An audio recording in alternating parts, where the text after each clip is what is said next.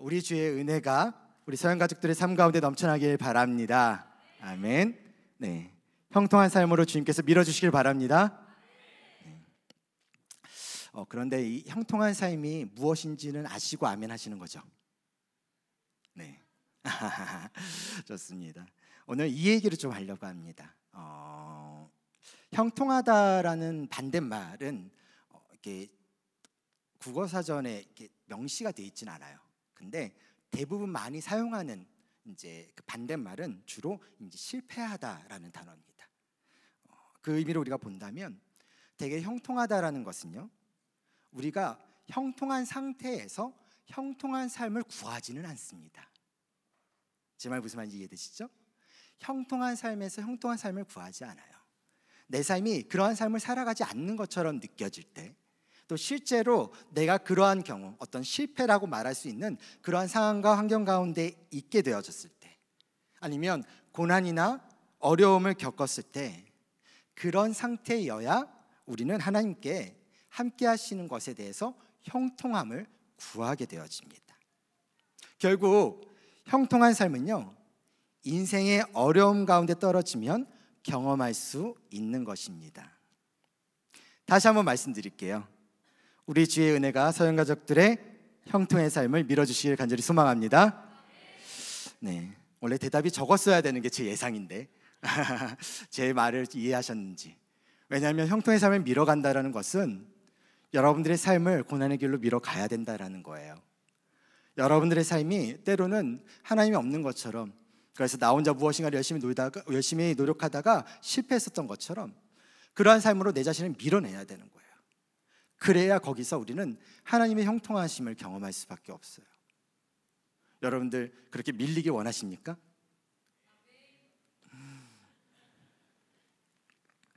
괜찮습니다. 네.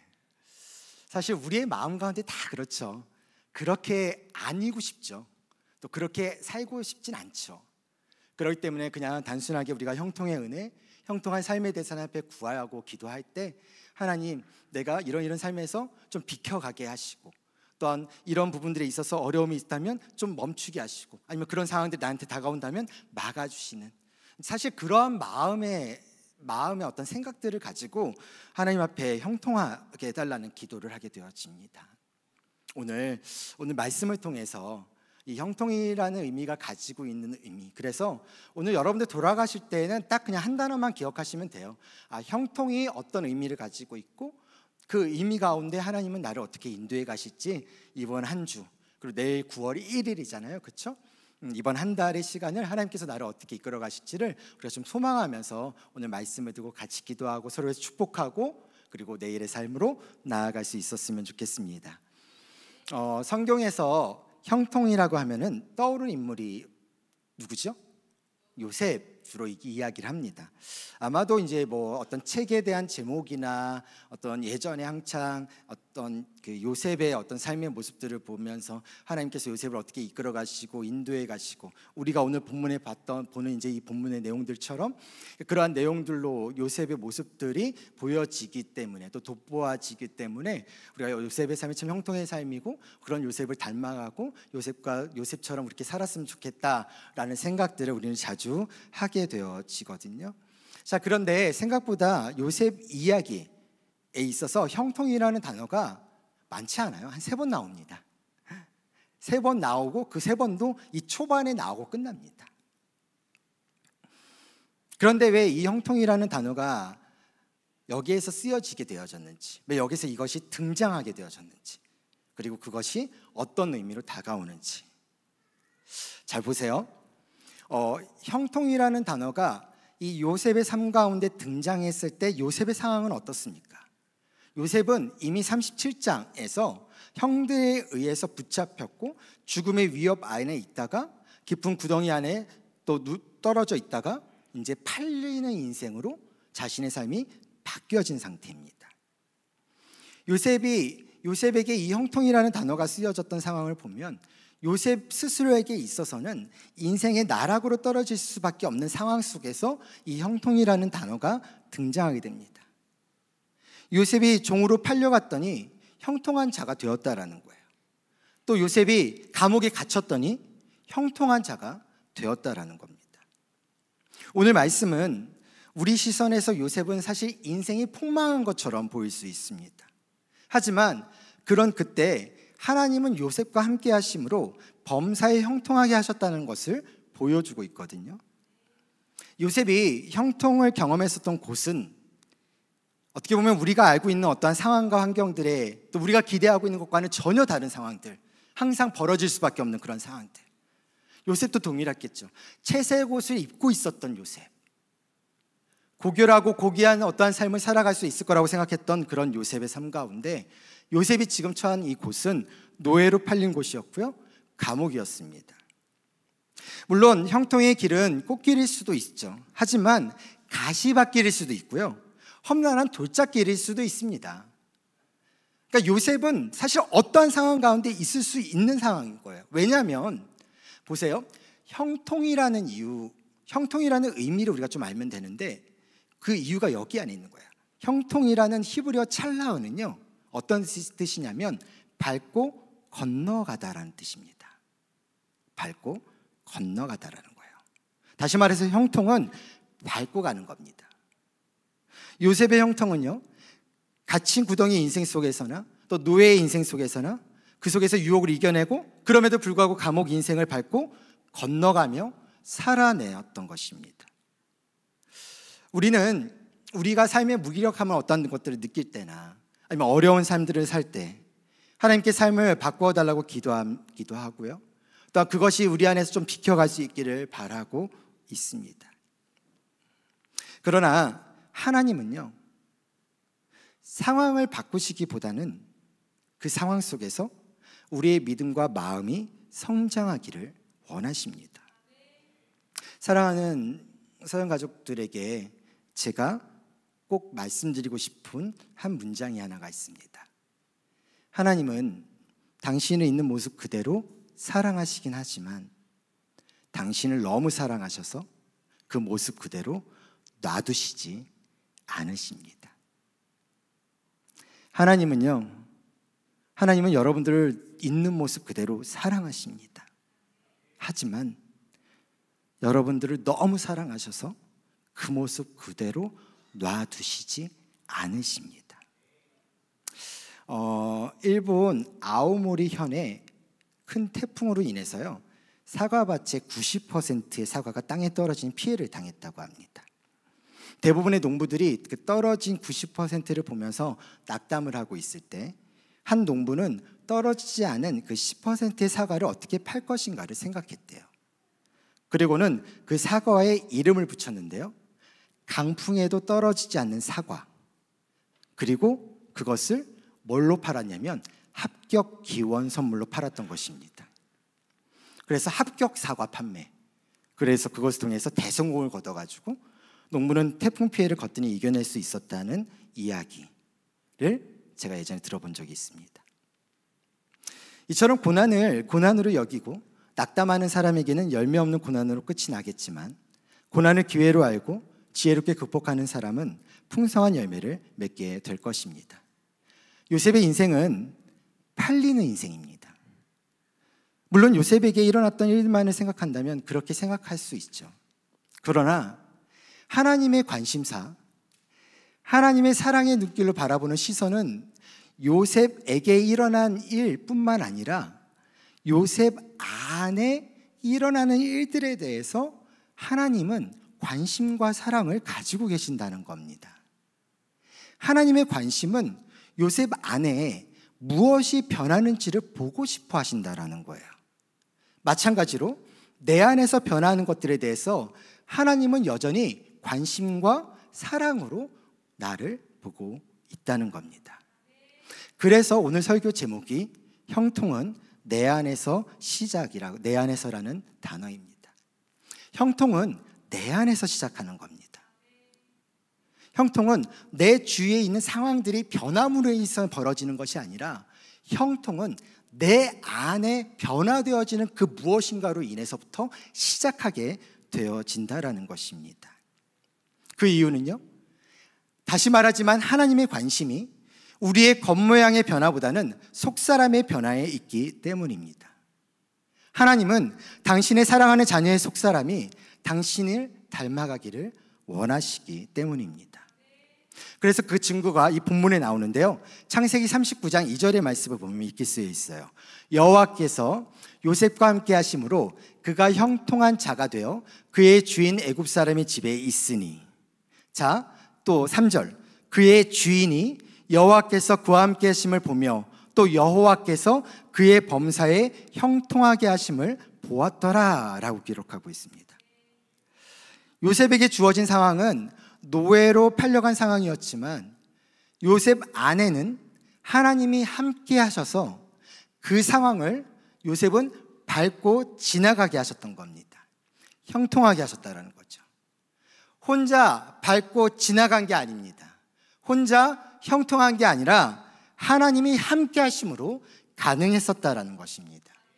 하나님이 요셉과 함께 하시기에 보디발은 요셉의 형통함을 보았고요, 간수장도 하나님이 함께 하시는 요셉의 형통함을 보게 되었던 것이죠.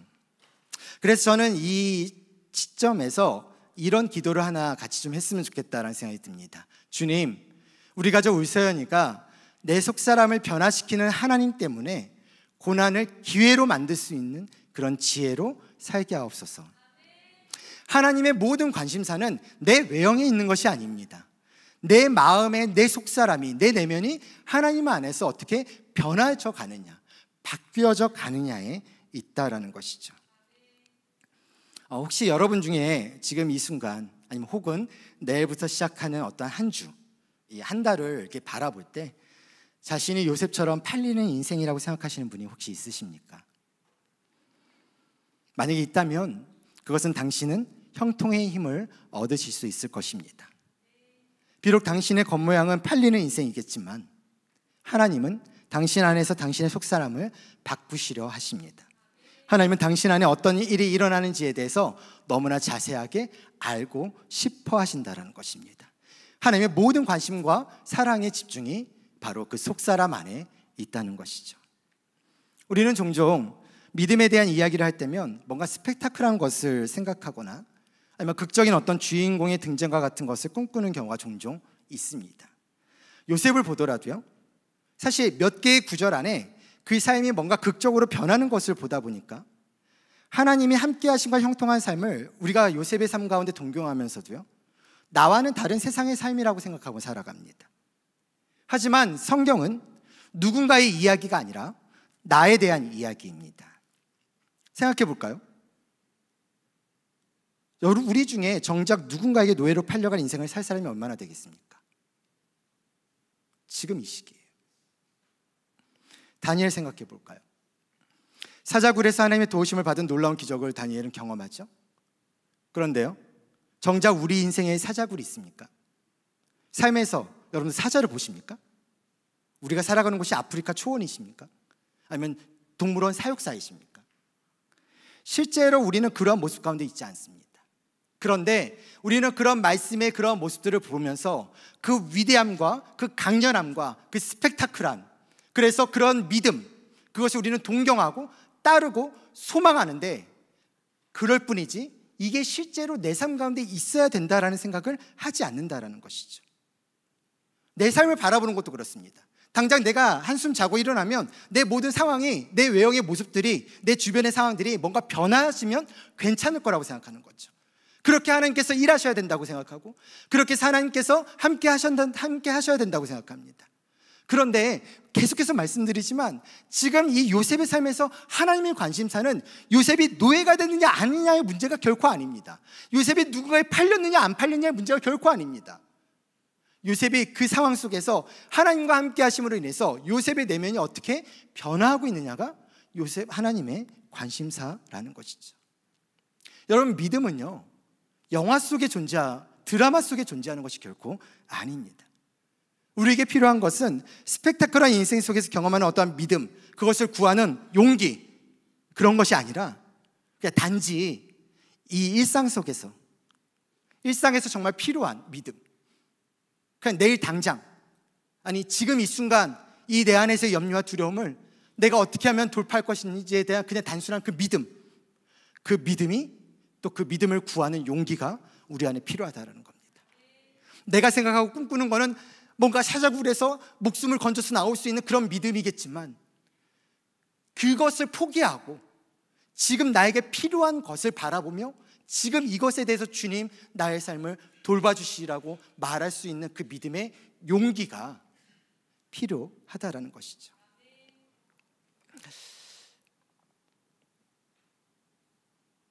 우리의 삶에서 나타나는 모든 은혜는 때로는 폭포수와 같이 아니면 소낙빛같이 퍼부어질 수 있는 은혜가 분명하게 있습니다. 하지만 그 은혜가 우리의 매일매일의 삶 가운데 벌어지지는 않습니다. 하지만 그럼에도 불구하고 우리는 은혜로 살아갈 수 있는 이유는 새벽 이슬 같은 그 이슬이 내리듯 내려지는 그 은혜가 우리의 삶을 언제나 촉촉히 적셔서 하루를 시작할 수 있게 만들기 때문에 그렇습니다.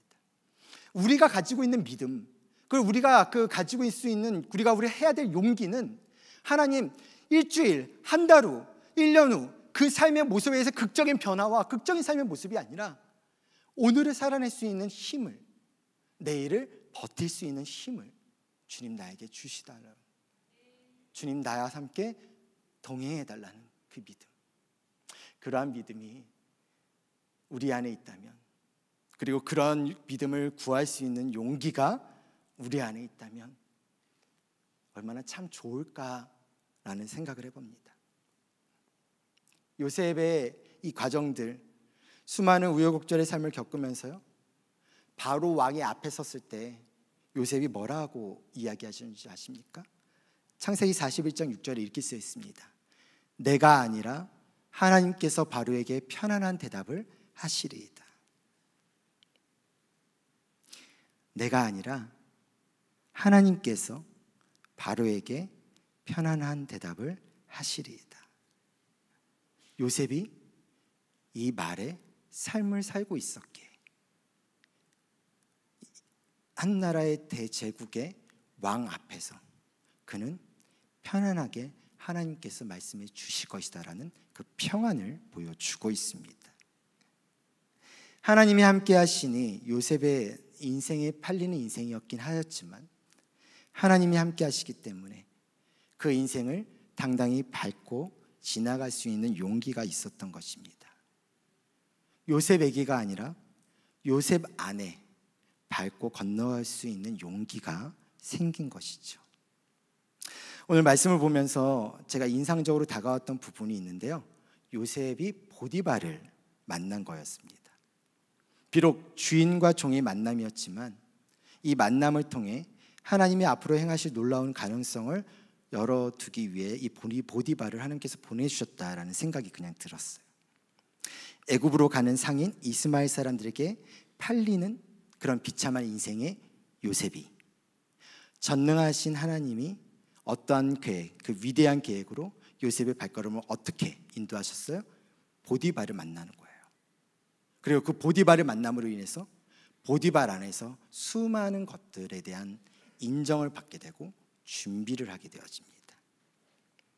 오늘 아침에도 잠깐 새벽 기도 때 설교하면서도 말씀드렸지만 요셉의 삶은 팔리는 인생, 노예의 인생입니다.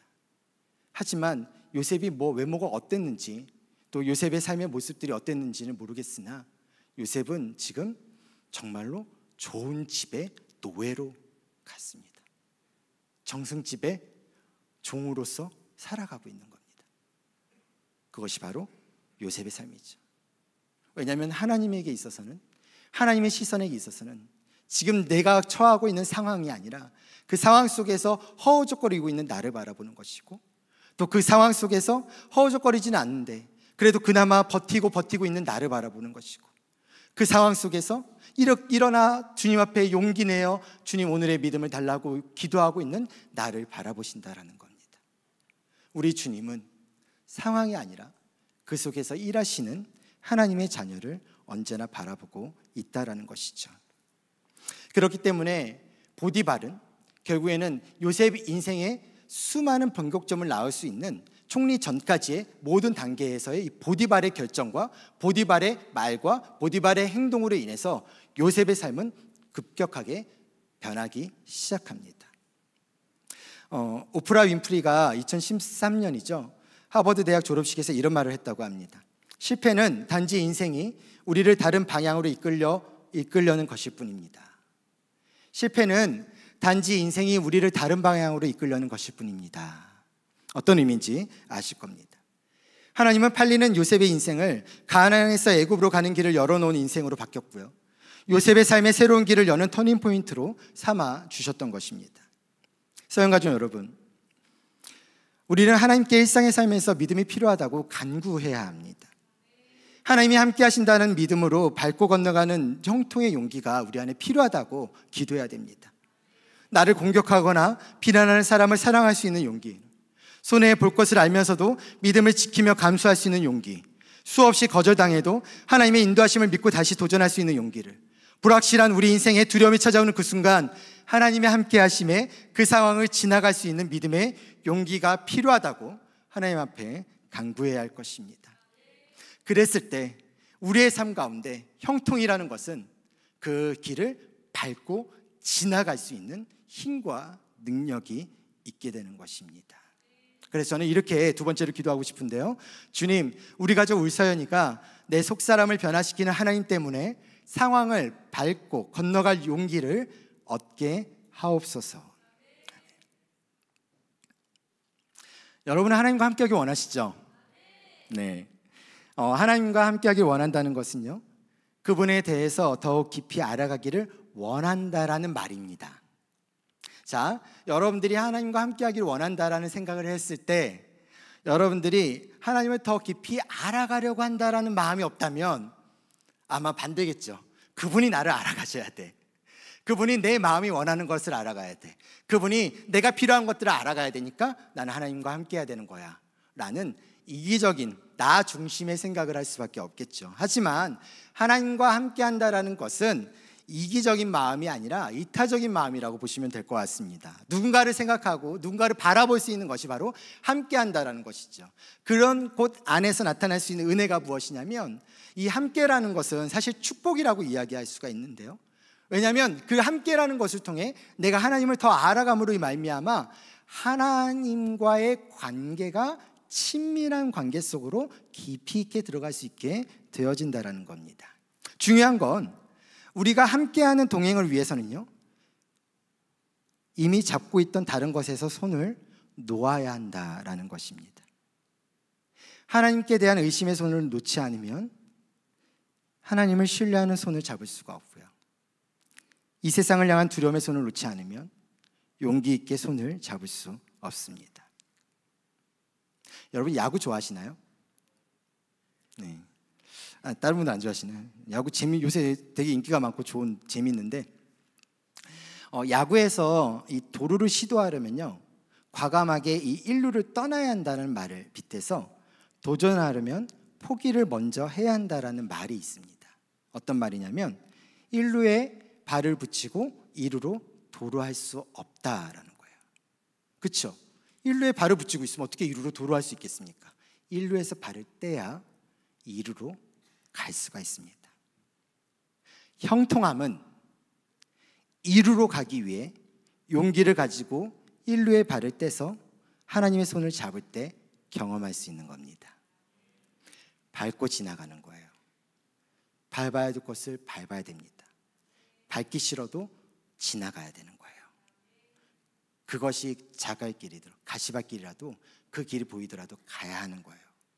거기서 하나님의 형통함을 누릴 수 있는 것이지 그것에서 피한다고 하나님의 형통함을 누리는 것은 결코 아닙니다. 제가 히말라야라는 영화가 있어요. 영화가 있는데 제가 산을 오르는 걸 그렇게 좋아하지는 않아요. 네, 근데 산을 보는 거는 좋아합니다. 지켜보는 것, 그건 좋아하는데 히말라야 영화 이렇게 쭉 보면 그 눈보라가 치는 산을 오르면서 암벽을 만나면 그 암벽을 타고 올라가고 빈벽을 타기도 하면서 올라가잖아요. 어떻게 올라가겠습니까? 용어는 잘 모르겠어요. 이렇게 밟고 이렇게 올라가죠. 제가 그것을 보면서도 이 비슷한 생각을 좀 했었습니다. 내가 잡고 있는 돌뿌리든 내가 잡고 있던 그 징이든 그것을 놓지 않으면, 거기서 발을 떼지 않으면 나는 더 높은 곳으로, 그리고 안전한 곳으로 올라갈 수 없다는 거예요. 절대로 오를 수가 없습니다. 형통함은 안전하다고 생각하는 그곳에서 일어나서요, 용기 있게 하나님의 손을 잡을 때 경험할 수 있는 것입니다. 그럼에도 우리는 인생의 어두움, 두려움의 시간을 지날 때 함께 하시는 하나님을 명료하게 느끼고 싶어 합니다. 명확하게 나한테 말씀해 주시는 하나님을 경험하고 싶고, 내일 이렇게 살아야 돼 라고 말씀하시는 하나님을 경험하고 싶고, 내가 이거 다 비켜놨으니까 너 이렇게 같이 살았으면 너와 함께 같이 나는 동행할 거야 라는 뭔가 그런 클리어한 하나님의 모습들을 우리는 느끼고 싶어 하는 거죠. 하지만 피조물인 인간은요, 하나님을 명료하게 느낄 수 없습니다. 인간의 한계는 원래 그렇습니다. 테레사 수녀가 누군가 자신에게 인생의 명료함에 대해서 기도를 요청했을 때 그녀가 대답했다고 합니다. 내게 명료함이 있었던 적은 없어요. 내게 있는 것은 오직 믿음뿐이랍니다. 그러니 당신이 하나님을 믿게 해달라고 기도할게요. 두려움이 속삭일 때 잠 못 들게 하는 현실, 믿음으로 사는 법이라는 책이 있습니다. 신앙서적인데요. 이 책을 보면 요셉의 일생에 대해서 이렇게 한 문장, 두 문장으로 이렇게 정리하고 있습니다. 요셉의 경우처럼 우리 삶 속에서도 완전한 명료함은 일이 다 끝난 뒤에야 찾아온다. 심지어 다 지나고 난 뒤에도 볼 수 없는 것에 대해서는 하나님을 믿기로 선택해야 비로소 눈앞이 밝아진다. 피트 윌슨이 쓴 이 책에 나오는 내용입니다.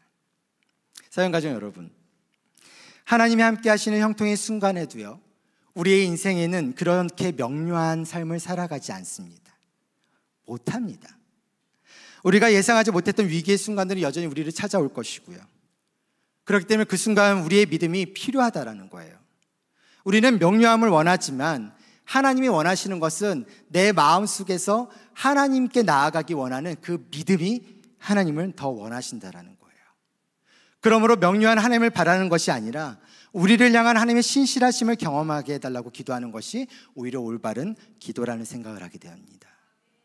하나님을 믿는다는 것은요, 눈에 보이는 선명한 길을 따라가는 것이 결코 아니라 희미하게 보이는 믿음의 길을 확신하고 걸어가는 것이기 때문입니다. 그래서 세 번째로 이렇게 기도하기 원하는데, 주님, 우리 가족 우리 서연이가 내 속사람을 변화시키는 하나님 때문에 희미한 길을 명료한 믿음으로 걷게 하옵소서. 우리의 믿음이 명료하도록, 우리의 믿음이 명료하게 주님 앞에 나 이 믿음, 지금 이것이 필요합니다라는 고백이 우리의 용기 있는 고백이 될 수 있기를 간절히 소망합니다.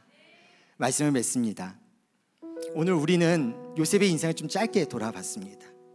물론 요셉의 삶을 보면서 일어나는 일들이 사실 좀 불확실해 보이는 것들도 있고요, 또 불안해 보이는 것도 분명하게 있습니다. 그런데 요셉이 자신의 삶을 쭉 돌아보는 과정 속에서 고백했었던 이 고백이 저는 우리 서연의 모든 가족들의 고백이 되기를 원합니다. 당신들은 나를 해하려 하였으나 하나님은 그것을 선으로 바꾸사 오늘과 같이 많은 백성의 생명을 구원하게 하시려 하셨나니, 하나님은 그것을 선으로 바꾸사 God is good all the time. 모든 것이, 모든 시간이, 모든 상황이, 모든 사람들이, 모든 필요가 하나님의 선하심 안에 있습니다. 그리고 그 고백에 우리의 고백이 되기를 간절히 소망합니다. 비록 주저하는 내일일 수 있고요, 그리고 가야 하는 그곳을 향하기 위해 우리는 오늘의 평안함을 뒤로 둬야 하는 시점일 수도 있습니다. 내일의 은혜를 구하며 용기 있게 하나님의 손을 붙잡읍시다. 밟고 지나가는 그 형통함을 경험할 수 있는 우리 서연의 가족들 될 수 있기를 주의 이름으로 축원합니다. 우리 서로 이렇게 격려했으면 좋겠습니다. 내일도 밟고 건너가세요. 빛이 있으라 격려해 줍시다. 다시 한번 할까요? 자, 내일도 밟고 건너가십시오. 빛이 있으라. 인사하겠습니다. 그냥 우리가 너무 익숙했던 인사일 수 있어요. 이런 거죠. 형통하세요. 빛이 있으라. 이 말이 지금 방금 했던 그 격려의 말하고 똑같은 의미입니다. 밟고 지나가세요. 빛이 있으라. 나는 그 길을 가지만 선하신 하나님은 그 길을 지나가게 하실 것이고, 그 길을 지나갔을 때 선하신 하나님이 나에게 그것이 무엇인지를 가르쳐 주실 것입니다. 그분은 선하십니다. 그분은 우리와 함께 하십니다. 다음 주부터 주일날 이제 시편 23편의 말씀을 보게 될 건데요, 아시겠지만 6절밖에 없습니다. 6절의 말씀을 10주의 설교로 지금 만들고 있는 상황이라 아마 징하게 여러분들 안에 여호와가 나의 목자고 내가 그 안에 있을 때 부족함이 없다라는 그 고백을 하시게 될 겁니다. 저는 이 2025년 가을 학기가 여러분들 안에서 이 고백만으로 충분하고 또 그 충분함이 무엇인지를 충분하게 경험할 수 있는, 왜 이렇게까지 얘기할까요? 어려워요. 그래서 기도해 주셔야 돼요. 너무 어려워요. 그냥 시편 23편 한 번 설교하는 거가 더 쉬우지만, 그럼에도 불구하고 하나님께서 이 설교를 통해서 성도님들과 같이 좀 나누고 싶다라는 마음을 불러일으켜 주셔서 함께 하려고 하는데, 하나님의 그 충만함의 선하심과 인자하심이, 그 영원하심이 항상 나와 함께하는 그 발걸음을 언제나 경험할 수 있기를 간절히 원합니다. 자, 우리 세 가지 기도 제목 우리 함께 읽도록 할 텐데요, 다시 한번 정리하면서 읽겠습니다. 첫 번째, 주님, 우리 가족 울서연이가 내 속사람을 변화시키는 하나님 때문에 고난을 기회로 만드는 지혜로 살게 하옵소서. 아멘. 두 번째, 주님, 우리 가족 울서연이가 내 속사람을 변화시키는 하나님 때문에 상황을 밟고 건너갈 용기를 얻게 하옵소서. 아멘. 세 번째, 주님, 우리 가족 울서연이가 내 속사람을 변화시키는 하나님 때문에 나의 희미한 길을 명료한 믿음으로 걷게 하옵소서. 아멘.